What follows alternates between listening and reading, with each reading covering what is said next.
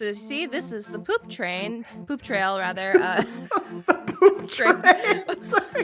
Hey, it's the poop train. It is shocking, honestly. But yeah, that's my favorite fact. I will tell anyone. It's like, I'm just weirdly proud to be like, yeah, I don't know why. It's something sick of me. So.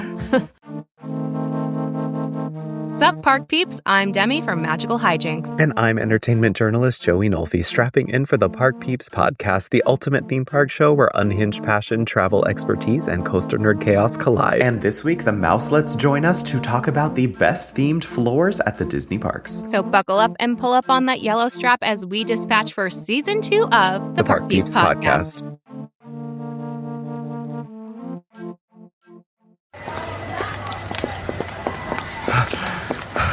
Hello, dear listeners, and welcome back to the Park Peeps podcast. I am your co-host, Joey Nolfi, and I am just now realizing that my attempt at researching for our episode on the best themed floors inside the Disney parks might have been a bit too immersive and in-depth, as my attempt to broadcast live while laying on the tracks on the pavement on Main Street is getting a bit too in the field with our research. And I'm Demi from the Magical Hijinx YouTube channel, and I'm just sitting here on a bench watching my co-host get trampled because I, following a woman's intuition, knew better than to get on the floor, even at the request of my colleague. Oh, ma'am, watch where you're putting that heel. Oh, Demi, please. Oh, I think there's gum on my... Demi, please help. Well, anyway, to cover my co-host's medical bills, please make sure you rate our podcast with the maximum rating possible on your podcast app of choice. Leave us a comment telling us about which floors inside Disney parks are your favorites, and make sure you're following us at Magical Hijinx, that's Hijinx, on the socials and YouTube, at Joey Nolfi on all socials, and at Park Peeps Pod, of course, on all socials. Well, you know, if Joey survives, that is, you know. Ooh, Demi, that was you good? Indeed. I think so. The gum might be, I might have to scrape that off my shin, but that was indeed perhaps the closest I have come to actually perishing on this pod. And you know what? Today we are leaving our investigation into Disney's best themed floors. Yes, like the ground you walk on, to guests who might know a thing or two about this, because we may or may not be dealing with official civil engineering on this episode.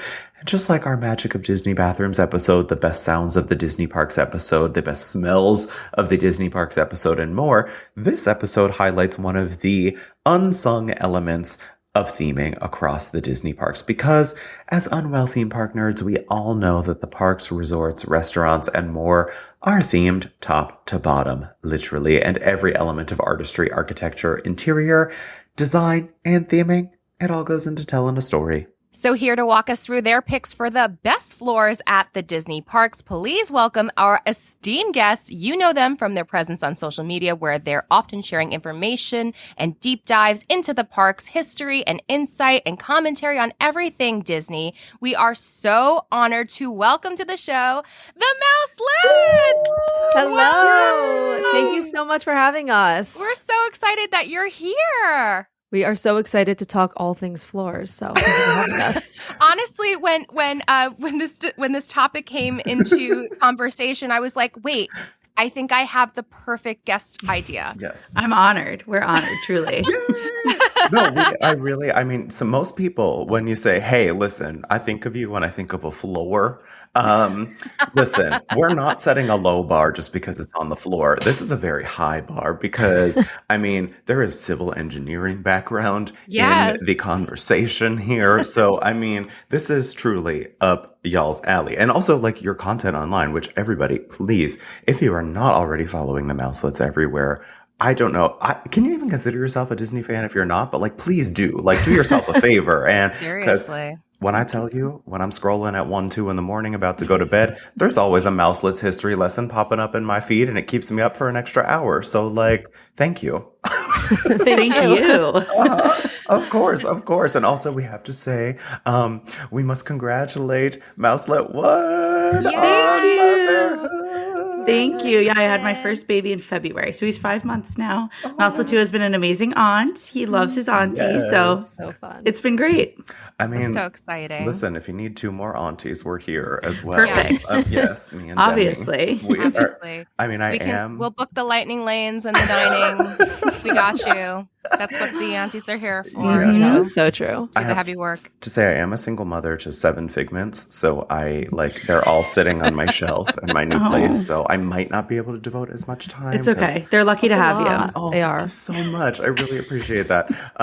Now, is there anything coming up on the Mouselets socials, on anything that y'all would like to plug, anything exciting that people should be on the lookout for?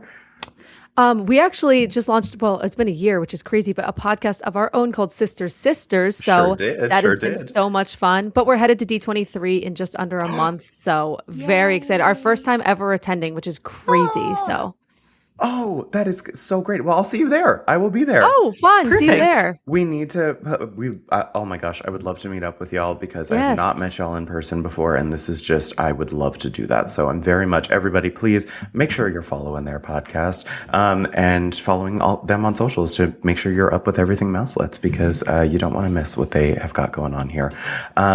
So now we did mention at the top of this episode that this is going to be an episode all about the best themed Disney floors.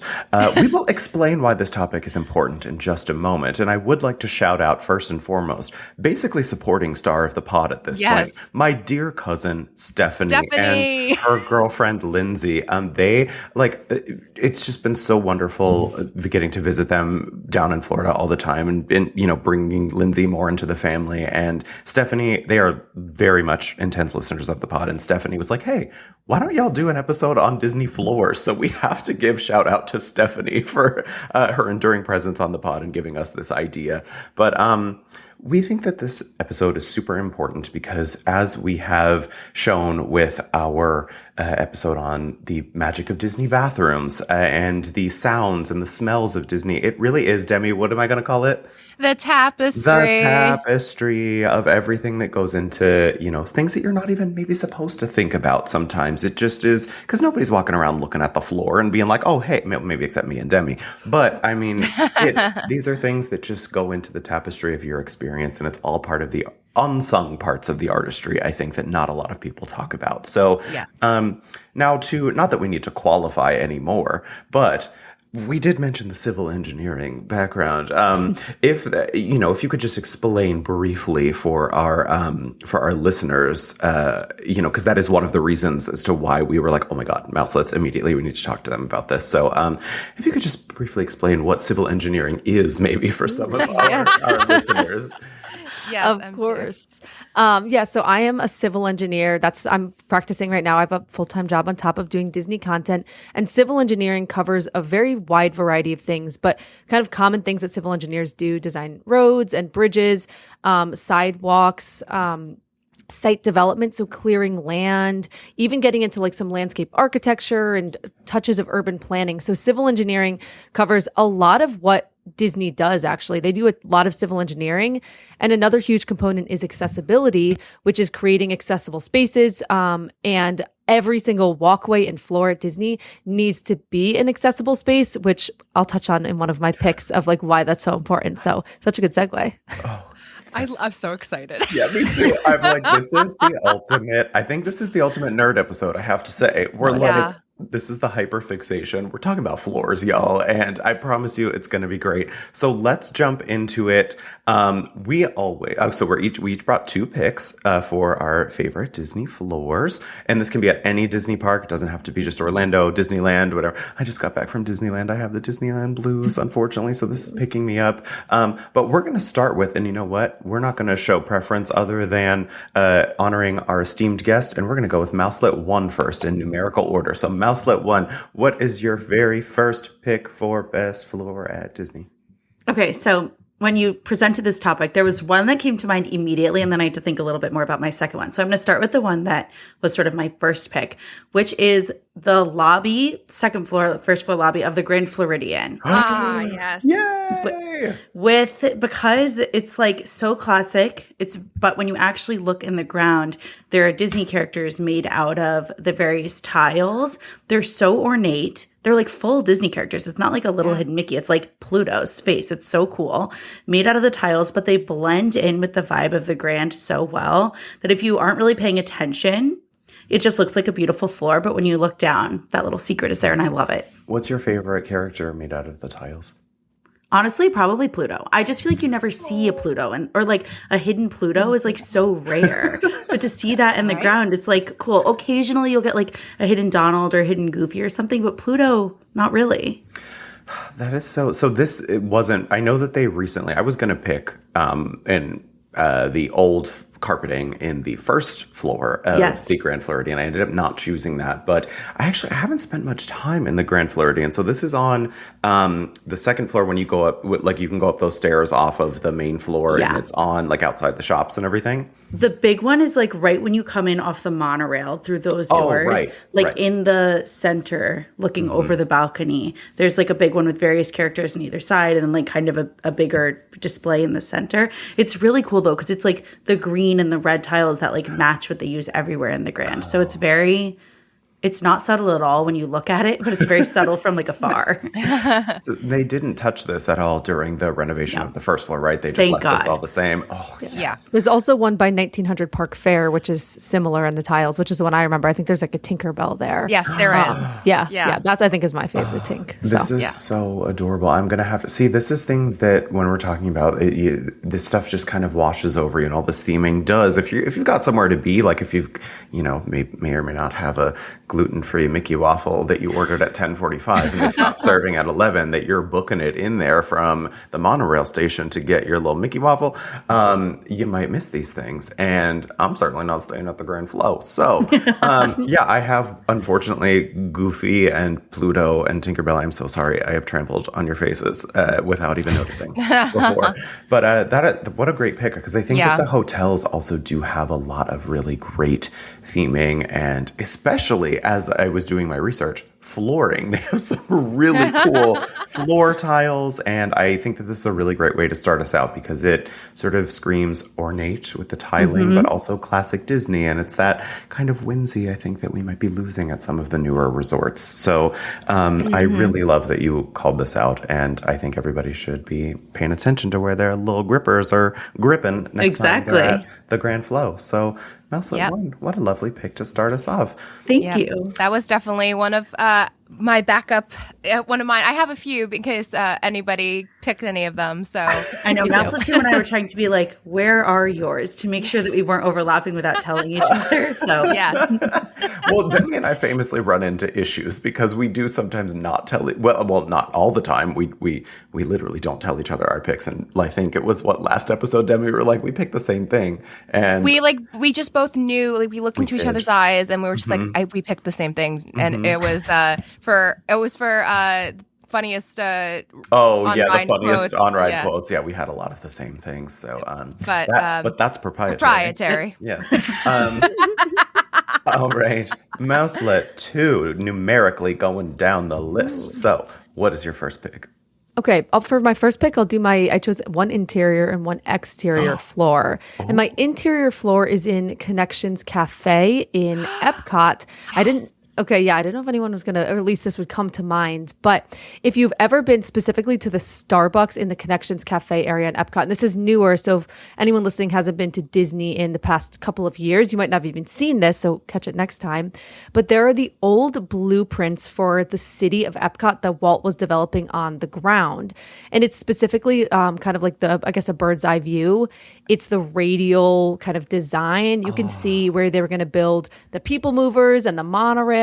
And I just think it is like chef's kiss, the perfect little tribute to the history and legacy of Epcot and Walt's plans. That's beautiful. Great pick. Thank you. Thank you. See, it's like, why are we walking on that? Oh, I know. I'm like, put it on the wall though, too, right? Put it on the wall. Let us, from the windows to the wall, put it on everywhere. We need to see, this is just something, again, it's, who would have thought? Why are we Connections Cafe? Why are we putting this on the floor, y'all? I mean, it's so beautiful, and it's a nice little tribute, and it's something that I think you want to take time and you want to appreciate all of the artistry and the things that go into the design of these spaces. And this is something that gets so overlooked, I feel. And I'm so glad that you're calling it out, because most people, when they're going into Connections, they're just in and out, I did not remember that at all. We don't remember that? No.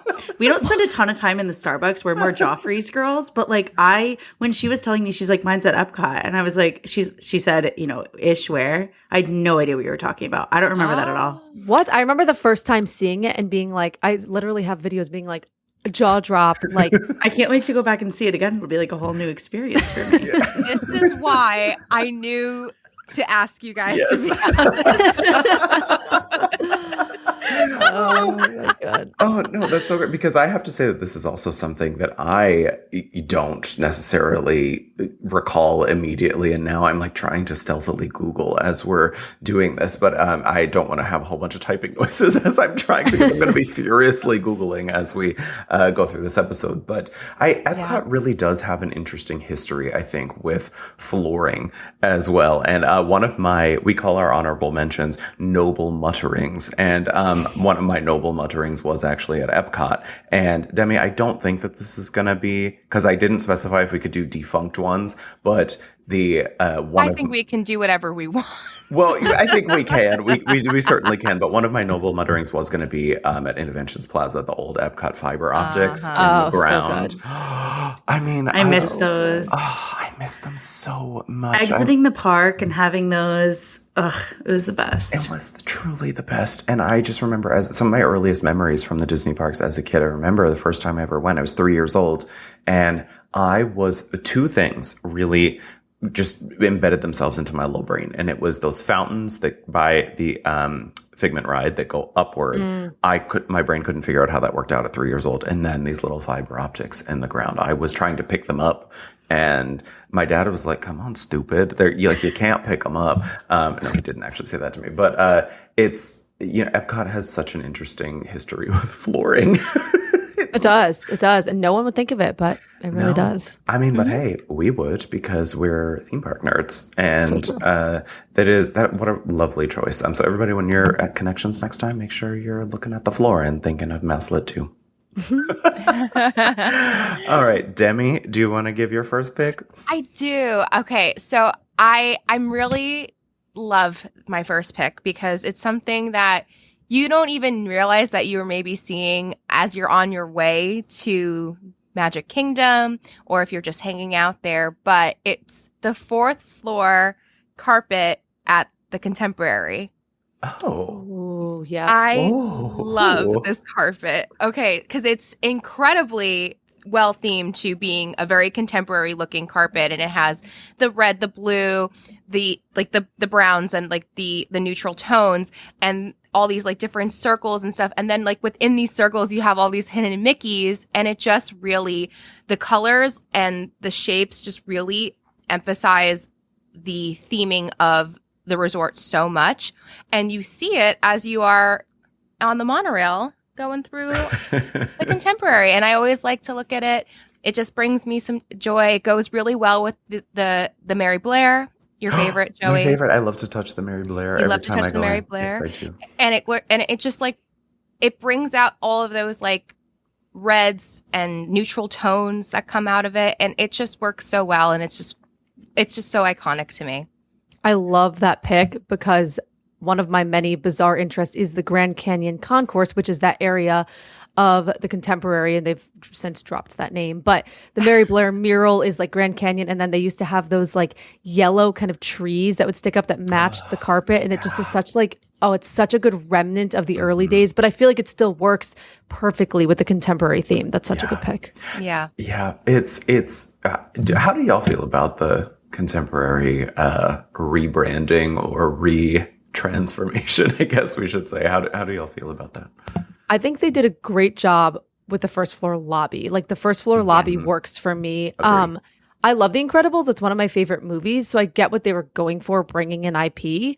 Would I've rather had personally like a contemporary themed room? Yes. Although Mouselet One, I think you probably might prefer Incredibles because you really like how they integrate IP. I love when Disney brings IP into, I think like it makes sense. I'm like, it's Disney. That's what people expect. So I love the Incredibles room. We've stayed in there and we thought that they were amazing. Yeah. So for me, like, honestly, it works. I know some people hate the introduction of IP into those spaces, though. I'm always a little bit like, it depends on what it is for the introduction of IP, because I still really like original concept. But I think that they did such an incredible job integrating it where it's not too in your face. I think specifically in the hallways, like the pictures of the Incredibles, like if you don't know what the Incredibles are, you wouldn't maybe know that that's what they are, because it's a contemporary photo It's like of abstract, them. Yeah, the way they styled it. Yeah, and I want that for my house. Like same. I love those. I love the picture of them like pulling up to the front of the building. I think that's one of the best ones. I think that like, you know, there's some more whimsical aspects within the actual room itself that maybe feel a little bit more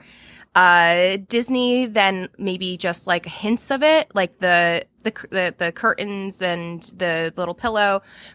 But to me, it doesn't take away from the actual style, because it's still within the theme of contemporary, and it's definitely a huge upgrade from the old rooms. Oh, for sure. Yes. Yeah. I'm just like, why don't they just have a wing of every hotel? It's just like, okay, nerds, book this. We're not going to touch these 10 rooms. You can all fight for the 10 rooms. We're going to keep them the way that they were on opening day, and then everybody else can have Imagine how much they could charge for that, honestly. People like us would pay so much money. so much. I would take my life savings. I think now, having thought about it, I wish, because I was talking about those like neutral colors and the carpet, and because I do love the first floor lobby so much, I do wish they brought down maybe those like bright reds and blues in the room to make it a little bit more on the neutral side. But still, like, if you're going to integrate IP, I think they did like the right thing. Agree. Yeah. Agreed. And they kept the Mary Blair, so I can touch it. I just never washed my fingers since I touched it, actually. I haven't. Let's touch the Mary Blair. Okay, so my pick is, I'm coming in strong with this one. Demi, I don't know if you even could see where I was going with this, but I'm going to do the Haunted Mansion pavement at Magic Kingdom, which includes a ring in the pavement. First, I really appreciate that there are some horseshoe prints around the carriage and the pavement that add a further suggestion that there is a little ghosty horse that is indeed carrying that carriage, and I believe it, and I won't hear anything else. But the main thing I love here is the lore around the history of what was essentially a simple design error, I guess you could say, or just something that they forgot to clean up or take out of the pavement that turned into real theming. And I always think that that's really interesting, because they were listening, they were watching, and they were paying attention to what fans really loved. So, and lots of this information that I'm going to pull from which included historical facts that I didn't realize, are from our friends over at All Ears. There's an in-depth post about this on that site, but there is also a Tumblr post from an account called Grown Up Disney Kid from 2015 that sums this up very well too. But essentially, after some modifications to the Haunted Mansion queue, there was I think they think it was like a sawed-off pipe or a previous turnstile support that remained in the concrete that fans essentially started to believe. See, there were people looking down at the floors. There were nerds like us back then, y'all. And they started to believe that it was a ring with a diamond on top, even though if you really zoom into it and you look at it, you can tell it's like a sawed-off pipe with just a little concrete little rectangle on the top. But they, of course, had all kinds of theories that it was a ring that was left by Master Gracie's bride as a warning to other women not to trust him, that she was maybe pushed out of a window by Madame Leota and landed so hard that the ring embedded itself into the ground. These are all theories, and Disney has not confirmed any of this. This was all people just speculating.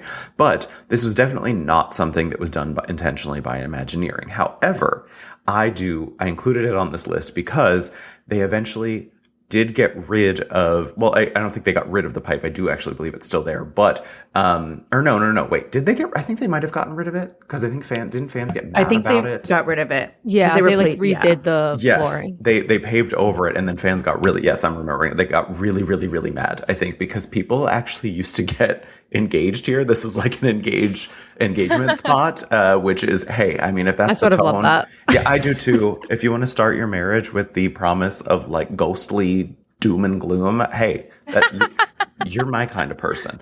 But so in 2011, I believe Disney added a real ring into the cement, and it's near the exit of the attraction. If you look down, it's right when the awning sort of starts over the exit, you can see Master Gracie's bride's ring from her deceased body that fell off. But yeah, that's just, I love that there is something so small as a ring that Disney is putting into the pavement to further the story of this attraction. I just think it's so wonderful. Have y'all seen the ring in person? You've been down there and looked at it? Yeah, Haunted Mansion was like one of my favorites as a kid. So this was like one of the first, I don't even know how I heard it, but one of the first like facts that I ever learned when I was like younger. So I remember going and looking for the old post thing. And then, you know, after they actually redid it, seeing the ring. But yeah, I love that Disney like leaned into the lore that fans kind of made and sort of plussed it up even more. I think that's so cool. Yeah. Yeah. Now, Mouselet, too, can you explain the footage of you online with a little pick and an axe trying to get this ring out of the cement? Oh my God! Wait, how'd you find that? Listen, your face is blurred because they wanted to protect privacy, but I knew it was you. It's all over the Who internet. else would be? No, literally. No, I'm just kidding, y'all. For legal clearances, I am joking. Mouselet 2 has never stolen anything from the Haunted Mansion. All right, so we're going to bring it back full circle. Mouselet 1, what's your second pick? Okay, my second pick is like, it's kind of a two-parter, you'll see, because without the other half, it is not interesting at all. But so it's at Epcot. We were talking about how there's like so much sort of hidden in Epcot. And it is how now in World Discovery versus World Nature. So in World Discovery, all of the paths, the ground, are angles. So they're like, you know, actual angles, straight lines and everything. And then on World Nature side, all of the paths are curving and sort of circular and winding to show the difference between like the natural world and sort of the more human-made world.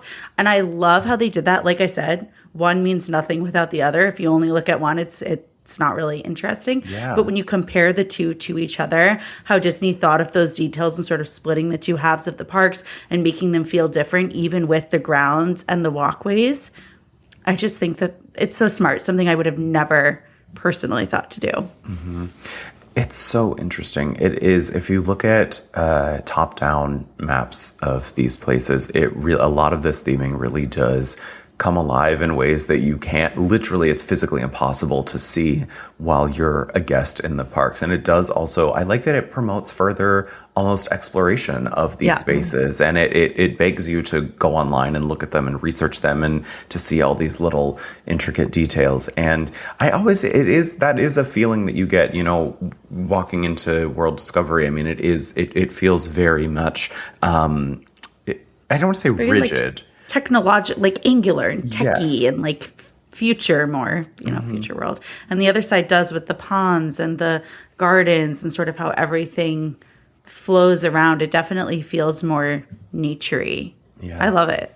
Yeah. It's like, it's almost, you know, the nature side of it is the world around us is less rigid and less structured and less, it's nature. It just kind of, you know, we're living with nature, or one might say living with the land. The land. But honey, the land. Honey, the land. Honey, the land. And then it's like the more structured, technological, angular thing is like how humans have adapted to the world. And this is the structure that we bring to it. So, and then you get over into whatever's going on with Cosmic and that queue. That's that's just everybody going everywhere in every which way direction. Yes. So, I love that. I really love that pick. And I do think, so this is a question that I always like to ask people when they talk about things that they love about Epcot is, how do you feel about Journey of Water in Epcot? Do you think it fits or do you think it doesn't fit? I love it. Again, like I said, I am pro IP in the parks, but I think that it is such an amazing blend of IP, but the original mission of Epcot of learning. Like if you actually take the time to read everything that they put in there about the water cycle, there is so much opportunity to learn, but it also fits well for families. And it is a fun integration of an IP that, you know, everybody loves. I think it was an amazing ad. Personally. Yeah, edutainment, which was like Epcot's entertainment education. I think it fits so well. It makes people care and it gives them a reason to want to learn. I think, I think they did it really well. I learned so much from that attraction. Yeah, like same. I didn't realize how like water is just the same water. And I know that sounds so stupid as like a grown adult that should know that. But you know what? Disney didn't have that attraction for me to learn before. I will say Demi learned from that, being a resident of where you are a resident from. Demi learned that it's not water, It's water. Don't even. Water. Water. It's not water. Water. It's water. No. Journey of water. Water. It's the journey of water. No, great pick. Always love bringing things back to Epcot. I just wonder what the floor of Judi Dench's dressing room looks like, because she has to read those. Those are actually live readings that she does on Spaceship Earth. That's not actually pre-recorded. She does that for every single ride through. So, just wonder what the floor of her dressing room looks like. Demi, we have to investigate at some point. I know. Judy's busy. Judy is extremely busy. Yes, sitting there in her microphone in her room in Spaceship Earth. She has to do this speech over and over and over again. Literally for every single ride vehicle. So exhausting. All right. Mouselet 2. What's your second pick? Okay, my second pick was my outside pick. And I had a long list of things, and I whittled it down to either Liberty Square or Adventureland. And I chose Adventureland. But Liberty Square, I hope someone mentions, or maybe I'll have to throw it a bone at the end. A noble muttering, I got you.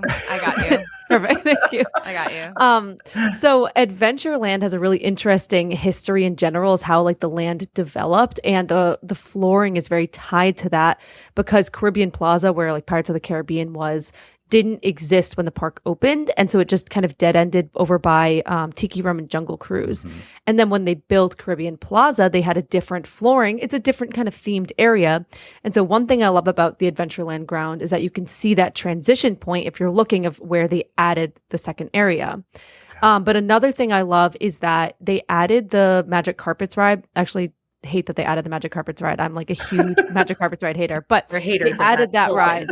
Yeah, it just clogs up the area. It's our hottest take, probably. Fully agree with you. Hey, take it out, rip it out. We don't need another space. Remove it right now. In the sun. Yes. You have Dumbo already in the back. Just go to Dumbo. Not Aladdin catching strays. What did that magic carpet ever do to you? He's so sweet. Spit at you. The camels. The camels got soaked. It's a no. It's bad. You know what? Camel, we're fighting. Actually, yeah. Okay. No, literally, I'm on board now. Grabbing my torch and pitchfork. But before then, there was a whole special kind of Adventureland Plaza area. They had live music, and it just had a different feel. And I understand a ride is obviously better in Disney's eyes, but just kind of a little tribute to that area. They took some of the old kind of mosaic tiles and they put them in the ground over by that ride. They also have just themed sort of jewelry, and there's a very small hidden Mickey. So I love that. And then my final piece, this is a 3-parter, I'm sorry. That's okay. Was they've been redoing the ground of Adventureland of late, and they're kind of adding almost the Animal Kingdom effect. They're making the pavement a little bit rougher. They're putting in stamped leaves and animal prints. Mm-hmm. And something that's really cool, civil engineering tie-in, is that Disney has to be really careful when they do this, because they need to keep it an accessible space while making it themed pavement, because there's strollers and wheelchairs that are rolling over this. And so it needs to be something that's comfortable for all users, but also themed. So they can't do the stamps too deep in it, and they have to be really careful about the grading and how steep and tilted it is. And there's a lot of thought that goes into it. And I think Adventureland is such a good example. Yeah. So how do you, speaking from that engineering perspective, how does the park have to approach something like that? Is that something where there is a lot of actual research with disability organizations, or certain standards that they have to adhere, legally that they have to adhere to, while still maintaining that sort of themed stuff? Because I imagine putting a gem in a mosaic, which is on my noble mutterings list. I just want to say, I'm thinking Mouselet too. I wonder if there are certain standards and things that they actually have to look at to adhere to when doing something like this. Yeah, they do. So we actually got the opportunity last year to interview some of the cast members and Imagineers responsible for the Beach and Yacht Club pool pavement refurbishment. Very niche topic. And they talked a lot about this because they have stamped concrete over there too. Oh. And they do. So the ADA, there's, requirements in place about how steep different roadways can be or sidewalks can be. If it's too steep for too long without a level area, it's not compliant. Same thing with the tilt of it. If it's banked too much, it's not compliant. Oh. If there's a low point that everything pitches to that point, there'd be a big puddle, it's not compliant. So all of those things. And then yes, they even with a crack in the sidewalk, there's certain requirements about how deep that should be. I guess it's best practices really for that. And so they talked all about that they designed these custom stamps that something wouldn't get caught in. I mean, the trolley tracks is a perfect example, right? Like thematically great, but how many people get slammed in those trolley tracks? Demi. Hey, it's me. And so they problem. really develop a system that they have at all the parks now, that if they're stamping the concrete, it's a certain thickness. So there's so much thought that goes into it. It's really cool. Now, when you say stamping the concrete for like simpletons such as me, what does stamping concrete mean? It like literally could be like a stamp, like a hand stamp that you would use in like scrapbooking, but it's much larger. So they would put in over by Storybook Circus, they have a peanut stamp, and then they put like a peanut in, or animal prints. They have like monkey paws and things. The elephant feet. Yeah. Oh, that's what you mean. Even like R2D2 track, like any droid kind of tracks. Yeah. Yeah. Oh, you literally mean stamping. Oh, like a literal stamp. Mm-hmm. Yeah, Storybook Circus was a noble muttering of mine. Oh, love that. Well, I thought you meant that was a method of like an industry term for like how we put down concrete on. We're like, we're stamping the concrete. No, literally stamping. Literally stamping. Yeah. That's so cool. So it is like they have all these little patterns on sticks and they're just like stamping them in there. At least in my mind, that's how it's happening. But I also imagine like, well, Mouselet 1, this will be, of interest to you, I imagine, in the future, but like strollers and things that they have to think about as well for little ones. I think that it's just, there's so much that goes into this that so many of us don't even realize. And because that is something that I wouldn't have even, Demi, we talk quite frequently about ADA stuff on the pod, and it just, I wouldn't have even thought of that. Oh, that is something that they have to, you can't just throw a mosaic and a gem in a pathway and then expect it to be automatically ADA compliant. So yeah, no, correct. I mean, Disney, I've done my fair share of stroller and wheelchair at those parks, and I have not had any issues. So they're doing something right. Yeah. Well, except Marion. Marion had her ankle might not have survived. Who knows? Poor Marion. Marion. Well, I'm walking here. Okay, so that is a lovely choice. And I do wonder, Mouselet 2, are there any pathways or I hesitate. Maybe I'll just leave it open to it. I was going to say maybe it's like older ones that were designed that, actually that is the question. I'm going to go that direction. Is there any that are like existing original designs that have sort of not been touched or not been redesigned that do stick out to you as like, oh, this is a really great design from back in the day that they were really using their noggins at Disney World, and like, actually this flows well. This is a really good pathway design that sort of holds up.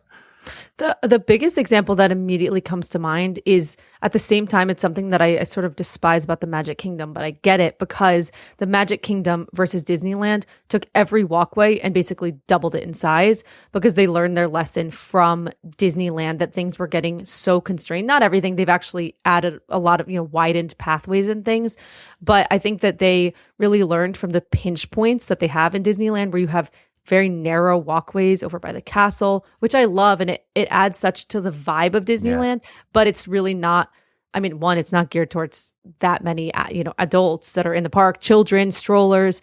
But also I think, Magic Kingdom knew there were going to be more tourists. So I think Tomorrowland is a great example that there's just these very wide walkways that they really thought it through. Yeah. Yeah. Oh, I think so too. I think just having come from Disneyland, they do crowd control so well over there. They really do. It doesn't matter how crowded it is. The lines are always pretty much the exact same length. But it was the most crowded I've ever seen Disneyland when I was there last, I think I was there on Thursday, and it was crazy. And it's just, Magic Kingdom has the capacity for the pathways. I think the pathways allow for more capacity, but Disneyland, it is just so narrow. So New Orleans Square, it's beautiful, but it's like, Yeah. Come on now. I'm trying to walk, and I did see strollers hit many an ankle while I was there, and I hate to say I was laughing, but Joey, sorry, it was funny. It was a little bit funny. Great choices all around. Okay, well, Demi, what's your second? Liberty Square, the ground in Liberty Square. And I'm so glad Mouselet 2 is here, because in Liberty Square, the path is red, like the whole thing is red, and then down the middle is a brown path, and everyone and their mom for years have always said it is representative of the poop that in olden times they would dump their buckets of poop into the street, and that represents the buckets of poop in the streets that floated down the middle of the streets. Mouselet 2 is a civil engineer. Is that correct? It is actually, I mean, back in the day. I have dug into this. So I'm so curious to hear your take on this. That was there. These like channelized streams of waste. Excellent. Animal as well. Human, animal. Didn't discriminate. Animal from the Muppets was back in colonial times? What? Animal. Okay, Demi has an animal back there. He has to explain himself. Well, what were you doing in the street, animal? Well, I mean, so that's the thing. So it's I feel like when the birth of TikTok started, and that was one of the first things that I think I ever heard on TikTok, that Liberty Square is designed this way to make it look like it has that poop path. And then there's people say that's not what it really is. And so I don't know. Disney's never come out with like a statement, at least if I know that it is supposed to be representative of the poop trail. They would make a statement on that. So, but an Imagineer, actually, it's crazy. An Imagineer on Twitter years ago, like 4 or 5 years ago, did make a statement because it popped up just like you were saying. Yes, it popped up. I just pulled it up while you were speaking. It's Imagineer Donald Holmquist. He was the Liberty Square design developer because the poop trail wasn't original. And when they refurbed, they had a little cobblestone kind of center area, and then they refurbed it and they added this. And he said, I was the design developer for Liberty Square. I can give you and the answer on the straight poop. The cobblestone insert in the walking pathway gives service to what was common in the day. It would have been much more expensive to completely cover the pathway in cobblestone, and a nightmare. And so they originally just did that. But then they did incorporate the poop trail as sort of like a very secretive nod that was like in the know, and no one really knew about it. But then people started finding out. And so his take was that it was there. No, that is a really interesting statement. When Demi said it, I was imagining Disney being like, we have an announcement to make. Yes, we are indeed asking you to walk across excrement. But no, what is his name? Donald Holmquist. Donald Holmquist sounds like the fake name where they were like, we need an Imagineer to speak on this, but we're just going to make up a fake name, and it's going to be Donald Holmquist, and he's going to speak on the Poop River. It's Donald's legacy, honestly. It really is. River. Truly. But it is funny to think, like, Demi, you're so right that the rise of TikTok, probably other socials too, but the rise of short form video, I feel like made these things so much more known that it became probably far more known than Disney wanted something that was like a little subtle, kind of nod to be. Even Hidden Mickeys are supposed to be that. So Oh my gosh. Wow. What a journey we just went on. What a journey we did. Now, listen, I have to get Mouselet 1. I was paying attention to your face as we were talking about the Poop River. There was some shaking side to side. There was some looking up. What are your thoughts on the Poop River? I agree. I think that social media has just kind of taken it and become very obsessed with it when, it wasn't original and it was added as kind of it was supposed to be the subtlest of nods. It's not really supposed to be the focal point of Liberty Square. But I do feel like it's kind of become, it is cool. I mean, it's a historical thing. It's a funny way to reference it in a place that's based on history. But I think it's maybe blown up a little. Definitely. But if I ever do take somebody to the Magic Kingdom for the first time, it's the first thing I point out. I was like, hey, look. So you see, this is the poop trail. Poop train. Hey, it's the poop train. We're walking over it right now. Watch where you're walking.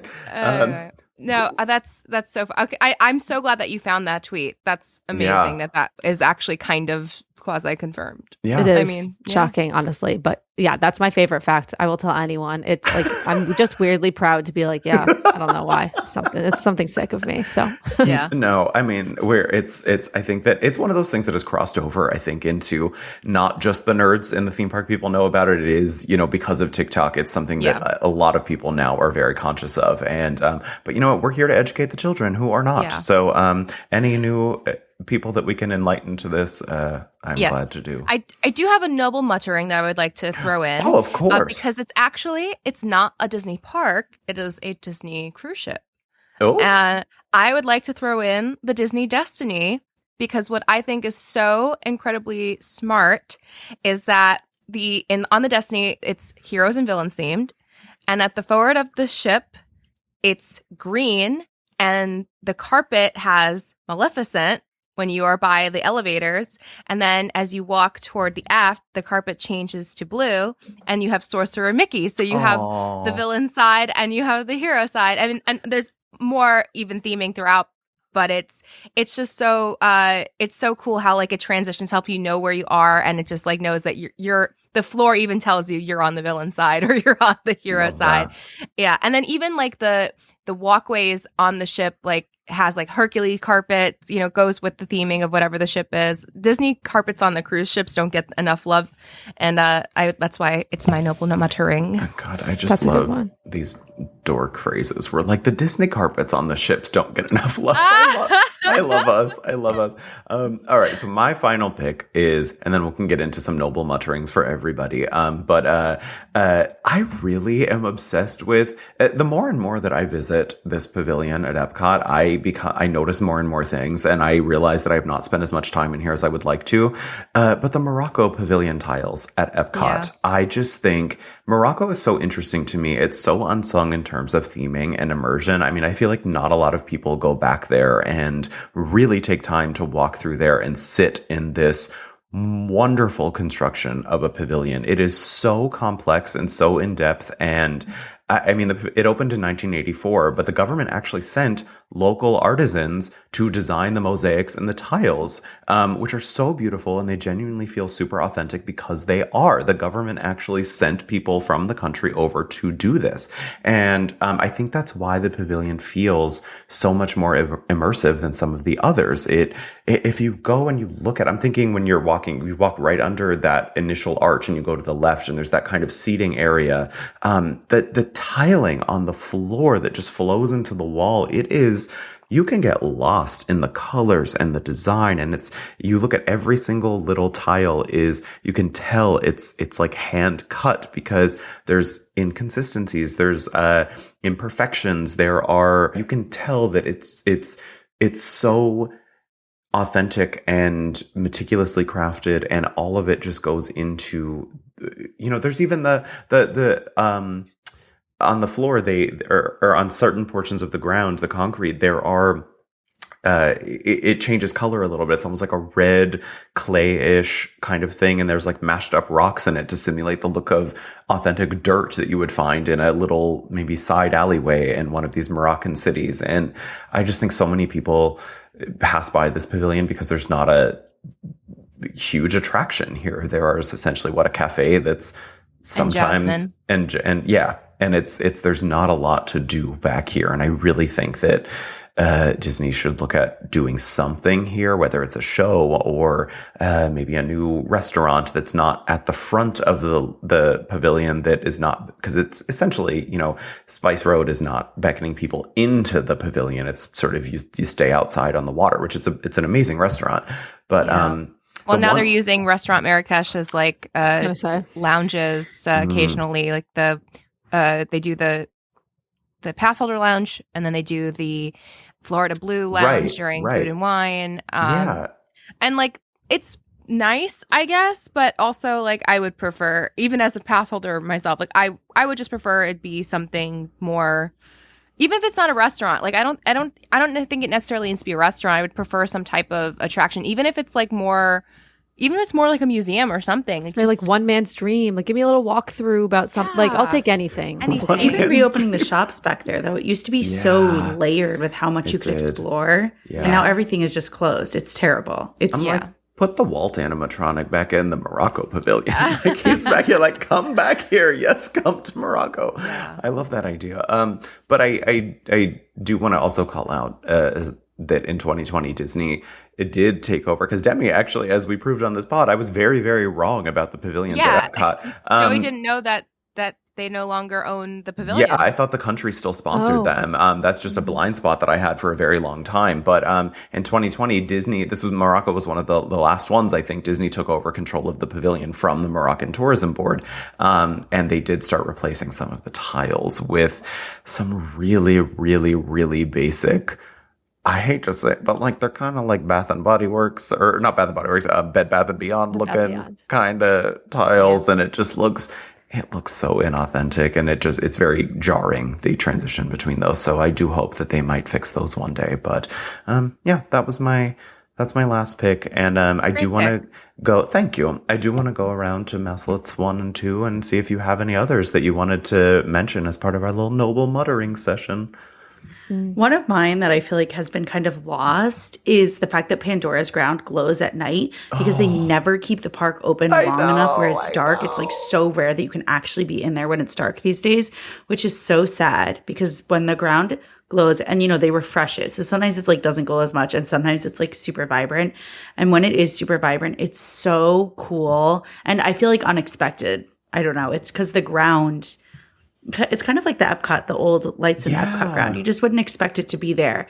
And it's beautiful and such like an interesting layer to that land. You just never get to see it. Yeah, this is something we talk about a lot. Joey's never seen Pandora at night because it's just the schedule is. Well, it's impossible, basically. So only during like the holidays. Christmas. Yeah, exactly. Yeah. It's the only time. Why put that much effort into this and then just not ever have a window of opportunity really for most people to see it? I don't understand that. But they like tried to have nighttime stuff at Animal Kingdom, and then they totally bailed on it, and it's a bummer. We went to Animal Kingdom recently, like an hour before it closed or something, and I will say it was lacking in things to do. Like if they're going to keep it open, they have to have stuff, and like everything has closed. The animal trails are closed. The shows have done their last, so it's like you're doing a sprinkle of rides, but but it's so sad. It's good for like a dinner reservation. Amazing. Do like a later dinner reservation, pop out in the winter when it's dark. But we Joey and I also just did like the last hour of Animal Kingdom with Jeremy a few weeks ago too. And I mean, it was really like we went to Everest, we went to Pandora, and then we went to Animal Kingdom Lodge. My glasses. You lost your glasses.